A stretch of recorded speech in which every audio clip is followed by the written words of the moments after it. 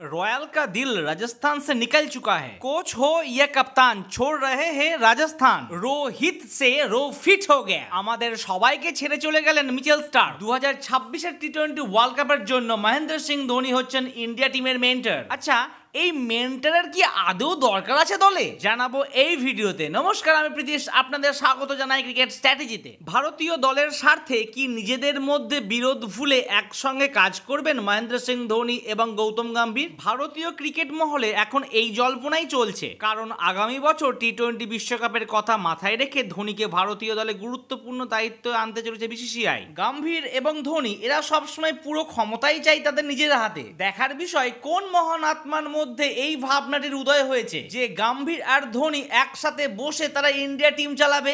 এদের মধ্যে তো সবসময় চলে মহা ক্লাস, কিন্তু যদি পসিবল হয় তাহলে দারুণ এক্সাইটেড হবে, কি তাই না? কিন্তু ভুলে গেলে চলবে না 2021 সালের টি20 বিশ্বকাপে টিম ইন্ডিয়ার মেন্টর ছিলেন ধোনি। সেবার মোটেই সফল হননি, বরং সেবারই সাম্প্রতিক অতীতের সবচেয়ে খারাপ বিশ্বকাপ দেখেছে টিম ইন্ডিয়া। টিম ইন্ডিয়া বিদায় নেয় গ্রুপ পর্ব থেকেই। মনে পড়ে সেই ম্যাচটি যেখানে ভারতকে হারতে হয়েছে পাকিস্তানের কাছে 10 উইকেটে। সে যাই হোক, বি পজিটিভ। ঝটপট এই ভিডিওতে লাইক করুন তো, চ্যানেলটিকে সাবস্ক্রাইব করে দিন তো একবার।